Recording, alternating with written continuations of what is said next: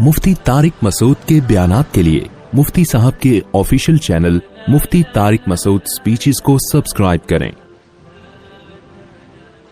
इन्नल इंसान खुलिका हलूआ, अल्लाह ताला फरमाते हैं इंसान जल्दबाज है। इदा मस्सहु शर्रु जज़ूआ, जब उसको कोई मुसीबत पहुंचती है तो जजा फजा शुरू कर देता है, सब्र से काम नहीं लेता। व इदा मस्सहुल खैरु मनुआ, और जब उसको कोई पैसा मैसा मिलता है, दौलत आती है उसके पास, तो कंजूस बन जाता है, उस पे सांप बन के बैठ जाता है। कई हफ्तों से इसी आयत पर दर्स चल रहा है कि जल्दबाजी का मतलब क्या है। जल्दबाजी का मतलब ये है, इस पर मैंने कई दफा बयान किया ना पूरा, कि हमारे सारे फैसले अक्सर जल्दबाजी में होते हैं। नबी सल्लल्लाहु अलैहि वसल्लम को दो सिफात बहुत पसंद थी, अल-हिल्म बर्दाश्त, और सोच समझ के फैसले करना। तलाक़ें जल्दबाजी में होती हैं, मारधाड़ जल्दबाजी में, बहुत सारे काम हमारे जल्दबाजी में हो। किसी के बारे में राय जल्दी कायम कर लेते हैं, किसी को अच्छा कहने में बहुत जल्दी करते हैं, किसी को बुरा कहने में भी बहुत जल्दी करते हैं। तो इसी तरह जो शख्स भी, जिसकी दिल में कोई ख्वाहिश पैदा हुई, उस ख्वाहिश को फौरन पूरी करने की कोशिश करना, ये भी क्या है? जल्दबाजी। आप सोच तो लो भाई, ये ख्वाहिश पूरी करने से आपको फायदा होगा, नुकसान होगा, कहीं लत तो नहीं पड़ जाएगी आपको? नशा है, दिल चाहता है, लोग कर लेते हैं भाई, इससे तो आप तबाह बर्बाद होते चले जाओगे। तो जो ख्वाहिशात का गुलाम होता है वो जल्दबाज होता है, और जो मुस्तकबिल सामने रख के जिंदगी गुजारते हैं उनकी तबीयत में जल्दबाजी नहीं होती, हमेशा वो कामयाब होते हैं। तो यहां भी अल्लाह ने क्या फरमाया कि जल्दबाजी की एक मिसाल अल्लाह ने बयान की है। वो मिसाल ये है, इदा मस्सहु शर्रु जज़ूआ, जब कोई मुसीबत पहुंचती है ना, होना ये चाहिए मुसीबत में इंसान का दिल करता है हुल्लड़बाजी का, हाँ हू चीखो पुकार, इधर उधर, डिप्रेशन होती है उसको। तो जो दिल कर रहा है वो आप करना शुरू कर दो, उस पर कंट्रोल ना करो कि भाई इसका कोई फायदा होगा या नहीं होगा। ऐसा तो नहीं कि मेरे इस रिएक्शन से फायदे के बजाय उल्टा और ज्यादा नुकसान हो जाए। तो अल्लाह कहते हैं जल्दबाज आदमी क्या करता है, वो ये नहीं देखता, वो बस अपनी ख्वाहिश को पूरी करने में लगा होता है। गम पहुंचा है तो उस गम को हल्का करने के लिए जो मर्जी उसे करना पड़े वो कर गुजरता है। इसकी मिसाल ऐसे है ना, आपने देखा होगा, एक कहीं कोई वाकया हो जाए ना, कोई धमाका हो जाए, तो जो इन्वेस्टिगेशन के लिए लोग वहां जाते हैं वो कहते हैं हमें सबसे बड़ी मुसीबत पता है क्या होती है? वहां आवाम जो एहतजाज शुरू कर देती है, उससे क्या होता है कि वहां जिन लोगों ने कुछ कार्रवाइयां की है ना, उनके सबूत मिट जाते हैं। होना ये चाहिए, पूरी दुनिया में हमने एक उसूल देखा है, जहां कोई एक्सीडेंट हो, कोई वाकया हो ना, फौरन वो रोक देते हैं, पूरा एक घेराव में ले लेते हैं कि इन्वेस्टिगेशन करने दो, इसमें गलती किसकी है, ताकि उसको सजा मिले। हमारे यहाँ क्या होता है कि पता ही नहीं चलता कि गलती किसकी है, इतना क्राउड इकट्ठा हो जाता है, इतनी आवाम दाएं बाएं आगे पीछे, जिसको पकड़ के पब्लिक कूटना शुरू कर दे तो बस वही मुजरिम है। यानी जिसको पहले थप्पड़ लग गया ना, समझो वो क्या है, बस इसी ने किया है। तो बहुत कुछ उल्टा पुल्टा हो जाता है। तो वजह क्या है भाई? अपने एहतजाज फौरन कर लेना किसी भी चीज पे, सोचे समझे बगैर इल्जाम डाल देना किसी के ऊपर। कई साल पुरानी बात है, केस हमारे सामने आया कि एक लड़की के नंबर पे कहीं कोई मिस कॉल आ गई। ये गांव में वाकया हुआ था। अब गैरतमंद भाई था, उसने देखा ये कौन है, देखा किसी लड़के का फोन है, पहले से उस लड़की के बारे में किसी ने उसका दिमाग, बहन के बारे में दिमाग भरा हुआ था, होते उसने क्या किया, उसको गोली मार दी। अब बहुत पुराना किस्सा है तो अभी मुझे थोड़े से उसके आसार बाकी रह गए दिमाग में, पूरा किस्सा मुझे याद नहीं है। बाद में इंक्वायरी की पता चला कि जी ये लड़की बिल्कुल भी इन्वॉल्व नहीं थी, जिस बंदे ने की है वो गड़बड़ करने की कोशिश कर रहा था। तो अब क्या हुआ है कि अच्छी इसको पता चला कि यार मेरी बेगुनाह बहन को मैंने मार दिया, टेंशन में इतना गया है कि अपने आप को भी मार दिया। پہلے ایک جرم کیا, ٹینشن سے انکوائری پوری کی نہیں ہے. بھائی پہلے غور تو کر لو, تجزیہ کر لو, کوئی بھاگی تو نہیں جا رہی, دیکھ لو. اور اگر مس کال آئی بھی ہے, کوئی آپس کا ریلیشن بھی ہے, تو اس کا یہ مطلب تو نہیں ہے نا کہ گولی سے ہی اڑا دو. اس کی اسباب پہ غور کرو, اس کی وجوہات پہ غور کرو. پہلے جلد بازی میں ایک کام کیا, ایک بے گناہ کو قتل کیا, اب جلد بازی میں ایک اور گناہ کر لیا, اپنے آپ کو بھی مار دیا. تو ہمیشہ جلد بازی میں انسان سے غلط کام ہوتے ہیں, ٹھیک کام نہیں ہوتے. کتنی بڑی سے بڑی ٹینشن ہونا, ٹائم سب سے بہترین مرہم ہے, یہ خوب یاد رکھو. جب میرے پاس کوئی پریشان آدمی آتا ہے نا, جس کو کوئی بہت بڑا غم پہنچا ہو اور اس کی حالت خراب ہو رہی ہو, میں اسے ایک بات لازمی کہتا ہوں کہ وقت سے بہترین مرہم دنیا میں کوئی نہیں. یہ ٹائم گزار لو, اس ٹائم کو کیا کرو, گزارو بس. جیسے جیسے ٹائم گزرے گا نا, حالات اپنے آپ کو خود ہی ایڈجسٹ کرتے چلے جائیں گے. یہ اللہ نے انسان کے باڈی میں ایسی ایک لچک رکھی ہے. میں نے ایک ڈاکٹر صاحب سے پوچھا, ڈاکٹر صاحب اب پین کلر ایجاد ہو گیا ہے, درد ہوتا ہے, لوگ ٹیکا لگاتے ہیں, پہلے زمانے میں کیا ہوتا تھا؟ داڑھ کے درد کی تکلیف کتنی زیادہ ہوتی ہے نا, داڑھ کا درد ہو رہا ہو, اب تو پین کلر کھا لیتے ہیں لوگ. تو کیا کرتے تھے, 2-4 دن کے بعد تو مرنے لگتے ہوں گے. انہوں نے کہا اللہ نے ایسا سسٹم بنایا ہے, پین جب زیادہ عرصہ چلتا ہے نا, باڈی یا تو وہ خود ہی باڈی اس کو کم کر دیتی ہے, یا وہ فیل ہونا کم ہو جاتا ہے. تو اللہ بھی تو ہے نا, اللہ کے میاں کا بھی تو ایک سسٹم ہے بنایا ہوا. جیل میں جو لوگ قید میں چلے جاتے ہیں, لمبے لمبے عرصے قید رہتے ہیں, جب وہ چھوٹ کے آتے ہیں بتاتے ہیں کہ شروع میں ہم 2-3 دن خودکشی کے خیال آتے تھے اس کوٹری میں, یار کیسے نکلیں گے, کہاں جا کے سر مارے. کہہ رہے ہیں 1 ہفتہ, 2 ہفتہ, 3 ہفتہ, 4 ہفتہ, اس کے بعد یوز ٹو. کیا ہو گئے؟ ایک آدمی 4 سال جیل میں رہ کے آیا, 4 سال. کہتا ہے 4 سال میں نے دھوپ, اچھا بھلا آدمی بھی بہادر آباد اور ڈیفنس کا جو لگژری لائف اسٹائل میں ٹائم گزارا. میں نام نہیں بتاؤں گا, بدنام ہو جائے گا بیچارہ, ایسا نہ ہو مزید کوئی رشتہ ہی نہ دے اس کو. مدیز اس لیے کہ شادی شدہ ہے. خیر اس وقت کمارا تھا وہ, تو وہ کسی شبہ میں اٹھا کے لے گئے اس کو. اچھا بھلا ڈیفنس یا بہادر آباد کا لڑکا تھا. بہادر آباد بھی اچھا ایک ایسا علاقہ ہے, لگژری لائف اسٹائل میں پلا, زیادہ ٹائم اس کا یورپ اور یعنی یورپ میں گزرا ہے. کسی شبہ میں اٹھا لیا اس کو. 4 سال اس نے دھوپ نہیں دیکھی. کہہ رہے میں جب اندر گیا ہوں نا, ایک پپو فیملی کا, برگر فیملی کا بچہ اندر گیا تو کیا حال, لیکن کچھ چیزیں سنی بھی تھی, علماء کی تقریریں, کچھ صبر سے متعلق, کچھ ایک کہ بھئی جب مصیبت اللہ کی طرف سے آتی ہے اس میں اجر اللہ کی طرف سے. بھئی قصور تو نہیں تھا اس کا, اب یہ تو اللہ کی طرف سے مصیبت ہے. نبی صلی اللہ علیہ وسلم نے فرمایا ایک کانٹا بھی چبھتا ہے نا, اس پہ بھی اجر ملتا ہے. اللہ تھوڑی غافل ہے, ہر چیز آزمائش ہے ہمارے لیے. خوب سمجھ لو, اتفاق سے کچھ بھی نہیں ہو رہا. یہ جو ہم سمجھتے ہیں نا بائی چانس ایسا ہو گیا ہے, یہ ہمیں دیکھنے میں ایسا لگ رہا ہوتا ہے, ورنہ بائی چانس کچھ بھی نہیں ہوتا. جو کچھ ہو رہا ہے اللہ کے ارادے سے ہو رہا ہے. خوشی بھی پہنچ رہی ہے اللہ کے ارادے سے, غم بھی پہنچ رہا ہے اللہ کے ارادے سے. تو نبی نے فرمایا کہ جس کو خوشی پہنچتی ہے نا مسلمان کو, کافر کو خوشی پہنچتی ہے کہتے بائی چانس, یہ ہو گئے میری لک ہے, وہ لک کہتا ہے اس کو, لک ہے. ایک دفعہ میں ایک ڈاکومنٹری دیکھ رہا تھا, یہ جو کروڑوں اسپم ہوتے ہیں نا جو ماں کے رحم میں جاتے ہیں, جن میں سے ایک کو اللہ سلیکٹ کرتے ہیں انسان بنانے کے لیے. تو ڈاکومنٹری میں کسی گورے لکھا ہوا تھا کہ آئی ون دس میچ, یعنی کروڑوں خربوں میں یہ میچ جیت گیا. ٹھیک ہے, او بھائی تو نہیں جیتا ہے, یہ سلیکشن کس کی ہے؟ اللہ کی ہے. وہ کہہ رہے ہیں بھی بائی چانس ہو گیا کہ میں پیدا ہو گیا. بائی چانس کوئی بھی نہیں ہوتا, سب کس کا ارادے سے ہو رہا ہے؟ اللہ کے. اللہ نے تجھے پیدا کرنے کے لیے کمبخت سلیکٹ کیا ہے, اور اللہ پھر کہہ رہے ہیں نحن خلقناکم, ہم نے تمہیں پیدا کیا, ہمارا احسان ہے, تو اب اس احسان کا بدلہ دو.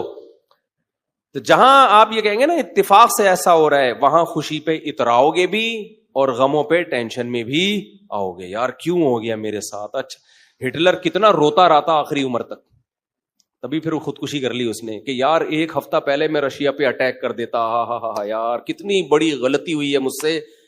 وہ کہتے ہیں ایک ہفتہ پہلے اٹیک کر دیتے نا تو رشیا کا نقشہ کچھ اور ہوتا.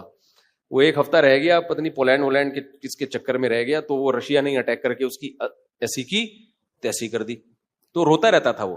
ابے روتا رہتا نہیں, تو نے جو کچھ حرکتیں کی ہیں تو اللہ نے تجھے کیا دیا اس کا بدلہ. خیر, تو توبہ کر لیتا. مسلمان ہوتا تو کیا کہتا, یار اللہ کی طرف سے چپت لگ گئی ہے میرے, اب توبہ استغفار کر لو. اور توبہ ایسی خاندانی چیز ہے یار, کچھ بھی ہو جائے. ہٹلر مسلمان ہوتا, کہتا میں نے ہزاروں لاکھوں انسانوں کو قتل کر دیا, بند کمرے میں جا کے گڑ گڑا لیتا اللہ سے, معاف کر دے اللہ. دنیا کو نہیں پتا چلتا, اللہ کیا کر دیتا, معاف. لیکن چونکہ کافر تھا تو کیا ہوا ہے, اس نے قوم کا مجرم تھا وہ, اس نے کہا کیا کر سکتے ہیں, اس کو پتا تھا پبلک نہیں چھوڑے گی, تو اٹھا کر کے مارکیٹ سے اپنے آپ کو شارٹ کر لیا. انجام بھی برا, زندگی بھی بری. مسلمان کی زندگی بری ہو, کم از کم انجام اچھا اس کے اختیار میں ہوتا ہے. یار اللہ کو منا لو. اللہ کہتا ہے 100 انسانوں کے قاتل کو بھی میں بخش دوں گا. خیر میں وہ واقعہ سنا دوں میں. تو وہ کیا ہوا ہے کہ وہ بہادر آباد کا پپو بچہ جو ہے نا, کہاں چلا گیا, جیل میں. اب علماء سے اس کا تعلق تھا, ماشاءاللہ داڑھی بھی رکھی ہوئی تھی اس نے, کہ یار اب یہ غم کس کی طرف سے ہوتے ہیں, اللہ کی طرف سے. تو مجھے اپنا قصہ سنا. میں نے کہا یار 4 سال میں تو دھوپ میں نا ایک دن نہ بیٹھوں, میں ڈپریشن میں جانا شروع ہو جاتا ہوں. یہ جو بند کمروں میں لوگ سارا دن بیٹھے رہتے ہیں, پتہ نہیں کیسے. ہم نیچر سے جس کو بھی محبت ہوگی نا, وہ دھوپ نہیں چھوڑ سکتا بھائی. بکریاں مرغی انڈے نہیں چھوڑ سکتا, دھوپ نہیں چھوڑ سکتا. وہ بکریاں مرغی تو چلو زیادہ ہو گیا, لیکن دھوپ نہیں چھوڑ سکتا وہ. تو میں نے کہا 4 سال آپ کیسے بند کمرے میں رہے ہیں, اور بھی قیدی تھے. کہہ رہے میں 2-3 دن تو ٹینشن میں رہا. پھر میں نے کہا اچھا یہ بھی نہیں پتا کہ نکلیں گے کبھی یہاں سے. یہ پتا ہو نا, آدمی کہتا ہے چلو 4 سال میں دن گننا شروع کر دو. یہ بھی نہیں پتا نکلیں گے ہی بھی نہیں نکلیں گے. کہہ رہے میں نے کہا جو ہونا تھا وہ تو ہو گیا, اب ہم تو جیل کی دیوار توڑ کے بھاگ نہیں سکتے. تو کہہ رہے میں نے کیا کیا, پھر وہاں پر میں نے اٹھک بیٹھک اور ایکسرسائز شروع کر دی کہ بھائی ٹائم کیا کرو, پاس کرو. ٹھیک ہے. کہہ رہے اس کا فائدہ یہ ہوتا ہے 400 دفعہ میں بیٹھ کے, کیونکہ اور تو کوئی کام ہی نہیں ہے اسٹیمنا بنانے کے علاوہ. اسٹیمنا بنانے کے علاوہ کوئی کام ہے ہی نہیں. اچھا ہے بڑا پاورفل ماشاءاللہ, آپ کبھی ملو تو آپ دیکھو گے بہت زیادہ ساری طاقت جیل میں بنائی ہے اس نے. کہہ رہا ہے میں بیٹھ کے لگاتا تھا ان 4 پھر ڈپس لگاتا تھا, پتہ نہیں کتنے ڈپس لگا لیتا تھا, ایکسرسائز کرتا تھا. کہہ رہا ہے اس کا فائدہ یہ ہوتا تھا اتنا تھک جاتا تھا کہ مجھے نیند خاندانی آتی تھی. ظاہر ہے نیند تو 20 بیماری کا علاج ہے. ڈپریشن ختم کرنے کا سب سے بہترین ذریعہ ہی گہری نیند ہے. ڈاکٹر ڈپریشن کے مریضوں کو کیا دیتے ہیں, نیند کی گولیاں دیتے ہیں کہ سوتا رہے بس, پتہ ہی نہ چلے پی ٹی آئی آ رہی ہے کہ جے یو آئی آ رہی ہے کہ مسلم لیگ آ رہے ہیں, کہ یہ ٹینشن ہی ختم, اسٹیبلشمنٹ کیا کر رہی ہے چھوڑو. تو کہہ رہے ہیں میرے ساتھ جو قیدی تھے نا وہ بہت سے اس میں پاگل ہو گئے, کیونکہ بیٹھے رہتے تھے, سوچتے رہتے تھے ہر وقت دماغ میں نا کیا یہاں سے نکلیں کیسے, حالانکہ بہت سے جرم کر کے آئے ہوئے تھے. ٹھیک ہے, ان کا تو بنتا تھا. تو کہہ رہے 4 سال کے بعد رہائی کا فیصلہ ہوا. کہہ رہے ہیں جب باہر نکلے تو پھر دنیا جنت لگی. پھر اب اس نے 4 شادیاں استغفر اللہ کی ہیں. تو خیر کی ہیں, واقعی 4 کی ہیں. کہہ رہے اس سے مجھے پاور کیا ملی. کہہ رہے ہم تو مجرم تھے نہیں, ہم جب باہر آئے نا ہم نے کہا اچھا یہ ہوتا ہے, ٹوٹل سزا کیا ہے, کچھ بھی کر لو یہ ہے. تو کہہ رہے میرے اندر اتنا اسٹیمنا پیدا ہو گیا دنیا میں کچھ کر گزرنے کا. آپ کو پتا ہے جیل ہمارے مجرم بناتے ہیں, جیل میں جا کے نا اسٹیمنا بڑھ جاتا ہے مجرم کا, سمجھ رہے ہو. ایک تو اس کو یہ پتا ہوتا ہے آئندہ اس طرح سے کام کرو گے تو پکڑے نہیں جاؤ گے, اس طرح سے کیا تھا تو پکڑا گیا تھا نا, اب یہ والی غلطی نہیں کرنی. تو اس لیے شریعت میں جیل کی سزا نہیں ہے, شریعت میں ہے کہ اسی وقت نمٹا دو. چوری کی ہاتھ کاٹو, چلو بھائی نکل پتلی گلی سے, شاباش. ہم کیا کرتے ہیں چوری کی جیل, تو کہتا ہے یار اس دن وہ CCTV کیمرہ دیکھنا بھول گیا تھا, میں آئندہ تھوڑا خیال کروں گا. پھر وہاں سارے چور ہی بیٹھے ہوتے ہیں, کوئی نیک آدمی تو آیا نہیں ہوتا جیل میں. تو چور آپس میں ان کی کیا ڈسکشن ہوگی, وہ تہجد کی باتیں تھوڑی کریں گے. وہ ابھی تو نے کیا کرتا ہے, وہ میں نے اتنے بندے مار دیے, آپس میں ان کا گینگ بنتا ہے. پھر آپس میں نمبر ایک دوسرے کے ساتھ وہ شیئر کرتے ہیں کہ جب باہر نکلیں گے تو پھر دیکھتے ہیں ہم. اور 4 سال میں 10 سال میں کیا کچھ ہوتا ہی نہیں ہے. تو کچھ کرنے کی صلاحیت ان میں ویسے ہی ختم. وہاں جا کے کوئی یہ تھوڑی کہ وہ ماسٹرز کر رہے تھے یا پی ایچ ڈی کے اسکالر بن کے باہر آئے یا کوئی انجینئرنگ مکمل کر لی اب باہر جاب ملے گی. 4 سال 8 سال زندگی بہترین ان کے ویسے ہی برباد ہو گئے. اب ان کے پاس کمانے کے لیے چپل چوری کے علاوہ اور کوئی راستہ ہوتا نہیں ہے, یا باقی چوریاں ڈکیتیوں کے علاوہ کوئی راستہ ہی نہیں ہوتا ان کے پاس. تو نظام اتنا گندا ہے, اس لیے اسلام نے سزا رکھی ہے, اس میں ادھار نہیں رکھا. قصاص ہے, ثابت ہو گیا کہ بھئی اس نے بندہ مارا ہے, فوراً پکڑ کے وارثوں کے حوالے کیا جائے گا, بھئی تمہارا باپ مارا ہے, تم بتاؤ کیا کرنا ہے. اب وہ فیصلے میں دیر کر رہے ہیں تو اس دوران جیل میں بند کیا جائے, بھاگ نہ جائے. جیل میں اس کو تمام سہولتیں دی جائیں گی, بھائی یہ بندہ ہے بھاگے گا نہیں, جلدی 1 ہفتہ ہے آپ کے پاس, فیصلہ کرو, گردن اڑانی ہے یا اس سے بارگیننگ کرنی ہے. تو بارگیننگ میں جو ٹائم لگ رہا ہے اس دوران جیل میں رہے ایک الگ بات ہے. 1 آدھ ہفتہ سعودی عرب میں ایسا ہی ہوتا تھا, آپ کا پتہ نہیں کیا ہو رہا ہے. قصاص اب 1 ہفتہ, اس کے بعد سر قلم کرنا ہے, چلو بھائی اڑا دو سر اس کا. سر نہیں قلم کرنا, پیسے لے کے چھوڑنا ہے, پیسے لے بھائی, اور جو بھی رہن کے طور پر اس کی پراپرٹی رکھوائی, چل بھائی نکل, ختم. ہماری عدالتوں پہ بوجھ کتنا ہے دیکھو, 20-20 سال پرانی فائلیں جج کے پاس پڑی ہوئی ہوتی ہیں. اسلام میں قصاص ہے. دانت توڑ دیے, ٹائم نہیں ہے بھائی, کون سا والا دانت توڑا, یہ والا, اب بتا دانت توڑنا ہے اس کا. دیکھو نبی صلی اللہ علیہ وسلم کی خدمت میں کتنا زبردست واقعہ ہے. حدیث میں آتا ہے حضرت انس رضی اللہ تعالی عنہ کی جو پھپھی تھی نا, کس کی؟ حضرت انس ابن مالک کی پھپھی. حضرت انس نبی کے خادم تھے. ان پھپھی نے اپنی باندی کو مکہ مارا یا تھپڑ مارا تو وہ باندی کا دانت ٹوٹ گیا. جو لونڈی تھی نا باندی, اس کا دانت ٹوٹ گیا. صحیح ہے نا. تو نبی کے پاس کیس آیا تو آپ نے فرمایا اللہ کی کتاب کے مطابق فیصلہ کروں گا. تو کتاب اللہ تو یہی کہتی ہے دانت کے بدلے دانت.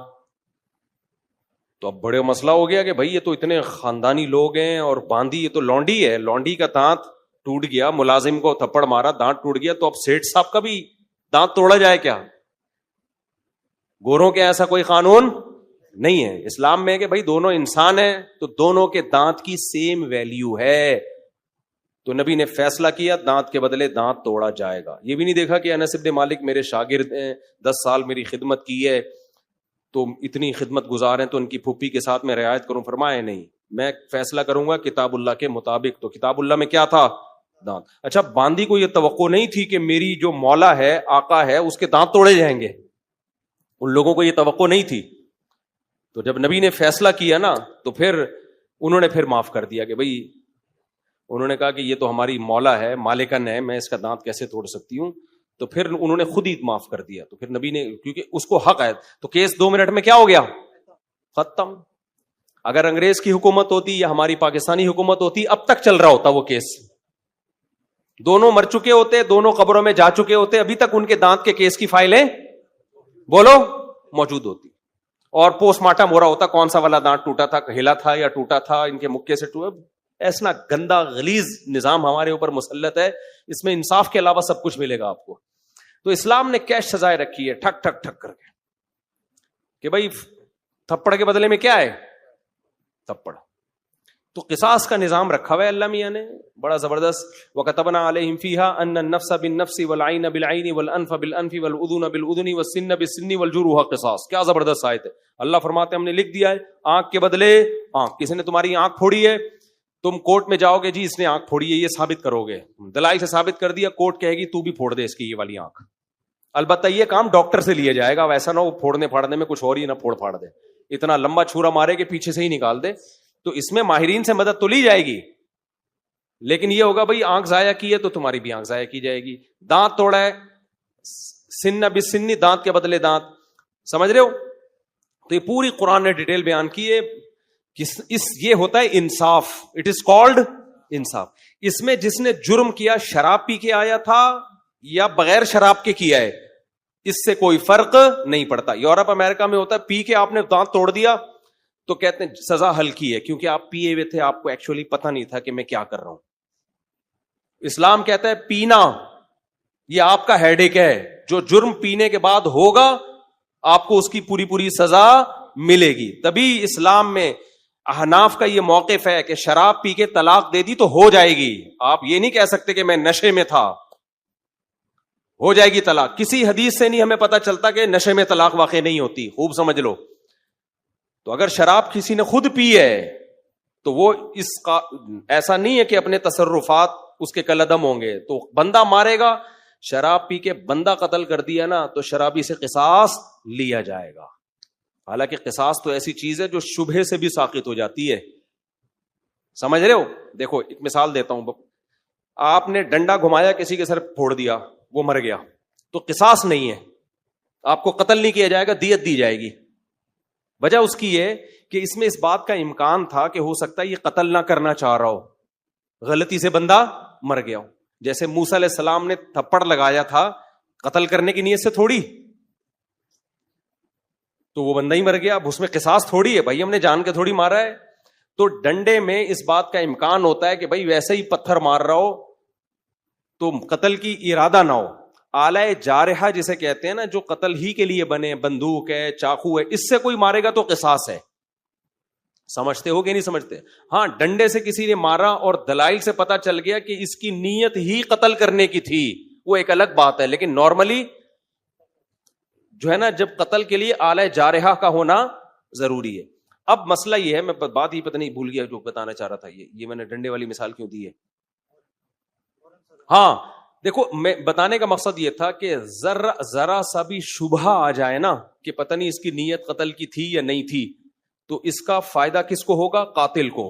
اس سے قصاص نہیں لیا جائے گا, کیونکہ ہو سکتا ہے یہ قتل نہ کرنا چاہ رہا ہو, غلطی سے بندہ مر گیا ہو, یہ تو سر پھوڑنا چاہ رہا ہو, خالی تھپڑ مارنا چاہ رہا ہو. لیکن شراب پی کے کسی نے بندہ مار دیا نا چاقو سے یا بندوق سے, یہاں شریعت قاتل کو فیور نہیں دیتی. حالانکہ زیادہ فیور بنتا ہے, یار اس کی نیت تھوڑی تھی, تو پی کے ٹہل رہا تھا. تو احناف یہی کہتے ہیں, امام حنیفہ, کہ جب قاتل کو شراب کے بعد اتنا سا فیور نہیں دیا جا رہا, حالانکہ اس کا دماغ کام نہیں کر رہا, تو طلاق تو قصاص سے کم درجے کی چیز ہے. اس میں اگر کوئی پی کے طلاق دے گا نا تو ہو جائے گی, سمجھتے ہو, کیونکہ اس کے اس جرم کو فیور نہیں دیا جائے گا اس پہ, کیونکہ پی کیوں تو نے. وہ کہہ سکتا ہے نا میں تو پی ہوئی تھی تو مجھے کیا پتا, پینے سے پہلے تو تجھے پتا تھا نا, پینے کے بعد کچھ بھی ہو سکتا ہے, بندہ بھی مر سکتا ہے, بیوی کو ڈیورس بھی ہو سکتی ہے. یا ایک مشہور سوال ہے کہ پی اس نے, سزا بیوی کو کیوں دے رہے ہو؟ تو طلاق میں شریعت نے مرد کے تصرف کا اعتبار کیا ہے, اس میں عورت کی پوزیشن کو نہیں دیکھا ہے کہ وہ مظلوم تھی یا ظالم تھی. مرد کی, کیونکہ طلاق کہتے ہیں مرد کی ملکیت سے چیز کا نکلنا, اس میں شریعت نے یہ سمجھا ہے نقصان مرد کا زیادہ ہو رہا ہے. سمجھتے ہو کہ نہیں سمجھتے ہو؟ تو اب یہاں پر بھی یہی ہے کہ اگر کوئی بلا وجہ بیوی کو طلاق دے دے تو بھی تو عورت کا کیا قصور ہے, لیکن پھر بھی ہو جائے گی. تو ہم کہتے ہیں شراب پی کے دے رہا ہے تو بطریقے اولا ہوگی. تو آج کل بہت زیادہ ہو رہا ہے, اور پھر لوگ فتوے دائیں بائیں سے لے آتے ہیں کہ جی وہ فلاں نے, سعودیہ کے مفتی نے فتویٰ دیا ہے طلاق نہیں ہوئی چونکہ پیوی تھی, فلاں نے فتویٰ دیا. آج کیا ہوا ہے, ایک آدمی نے کھڑے کھڑے بیوی کو 6 طلاقیں دی ہیں, سب نے یہاں کے مدارس نے فتویٰ دیا, طلاقیں ہو گئی ہیں. سعودیہ کے کسی مفتی سے لائیو ویڈیو کال پہ بات کی, اس مفتی نے بولا کہ میں کسی فقہ شقہ کو نہیں مانتا, کوئی طلاق نہیں ہے. تو میں نے کہا یہی اس کے جاہل ہونے کی دلیل ہے کہ 1400 سال سے جو اسلامی قانون مرتب ہوا آ رہا ہے, اس جاہل آدمی کو وہ پتہ نہیں ہے, اور یہ اٹھ کے آیا ہے اسلام سکھانے کے لیے. تو یہ جو کہتے ہیں نا فقہ شقہ نہیں مانتا, اس کا مطلب ہوتا ہے سارے گھاس کھا رہے تھے, ہم اکیلے آئے ہیں دنیا میں جو اب قرآن و سنت کو ہم نے سمجھا ہے. خیر, تو کہاں سے کہاں بات چلی گئی, بہت اسپیڈ مار رہا ہوں آج میں. ہاں, بہادر آباد سے پھر وہ جیل سے نکلے. ہاں, تو یہ میں عرض کر رہا تھا کہ اسلام کا نظام کتنا بہتر ہے یار. زنا کیا ہے 100 کوڑے مارو, چھوڑ دو بس اس کو, پھر ملامت نہ کرو اس کو. شادی شدہ نے زنا کیا, رجم کرو, قصہ ختم, چلو بھائی. کمارے نے زنا کیا, 100 کوڑے دونوں کو چترول لگاؤ اور چھوڑ دو ان کو. کسی نے زنا کی غلط تہمت لگا دی, 80 کوڑے لگاؤ, چھوڑ دو, چل بھائی. کیس نہیں ہے لمبے لمبے, سمجھتے ہو کہ نہیں سمجھتے ہو؟ تو لمبے لمبے کیس نہیں ہے. تو ہمارے یہاں تو بہت ہی گندا نظام چل رہا ہے یار, اللہ بچا کے رکھیے, جیلوں سے اللہ بچائے. جیلوں میں خارج کی بیماریاں لگتی ہیں, پتہ ہے آپ کو, ایک دوسرے کی پھوڑے پھنسیاں ٹرانسفر ہو رہے ہوتے ہیں. گندگی کا ایک نظام ہے, بہت ہی گندا نظام ہے جیلوں کا. تو وہ صاحب جیل میں 4 سال جب کاٹ کر آئے تو کہہ رہے ہیں میں اتنا کانفیڈنس پیدا ہو گیا. لیکن چونکہ بندہ 2 نمبر نہیں تھا, جب 2 نمبر نہیں تھا تو برائیوں کی طرف نہیں گیا, اچھائیوں میں کانفیڈنس پیدا ہو گیا. تو اچھائی آپ کو پتا ہے، جس نے میرے بیان سنے ہو ایک اچھائی تو اس کو پتہ ہی ہوتی ہے کہ شادیاں میں نے 4 کرنی ہے. تو کہہ رہا ہے میں جیل سے باہر نکلا نا، بیانات میرے سنے ہوئے تھے، تو کہتا ہے میں نے سوچا کہ اب کسی کا باپ میرے کو روک کے دکھائے 4 شادیوں سے، کیونکہ اتنی ٹینشن جیل میں، کہہ رہا ہے میں نے اٹھا لی ہے کہ اب ٹینشن میرے لیے مسئلہ نہیں، کیونکہ دوسری میں آدمی ٹینشن کی وجہ سے نہیں کرتا نا، کہہ رہے ٹینشن کی ایسی کی تیسی. دیکھو اس نے صبر کیا نا، تو یہ جیل اس کے حق میں کیا ہو گیا؟ مفید. اگر صبر نہ کرتا، جلد بازی والا کام کرتا، جیل میں بیٹھا رہتا، یہ کیا ہو رہا ہے میرے ساتھ، میں نے تو کوئی ایسا گناہ نہیں کیا، اللہ کو میں ہی ملا تھا. کبھی حکومت کو گالیاں دیتا، کبھی پولیس کو گالیاں دیتا، کبھی فوج کو گالیاں دیتا، کبھی عمران خان کو، کبھی مسلم لیگ کو، کبھی کس کو. ان پہ کچھ بھی اثر جو بھی نہیں رینگتی ان کے اوپر. کیا خیال ہے؟ ان پہ جو بھی نہیں رینگتی، کسی پہ کچھ بھی نہیں ہونا تھا. اور اللہ کو بھی ایسے لوگ اعتراض کرنا شروع کر دیتے ہیں. اس نے یہ بولا بھائی میرے بس میں جو ہے میں وہ کروں گا، جو میرے بس میں نہیں ہے وہ میں نہیں کر سکتا.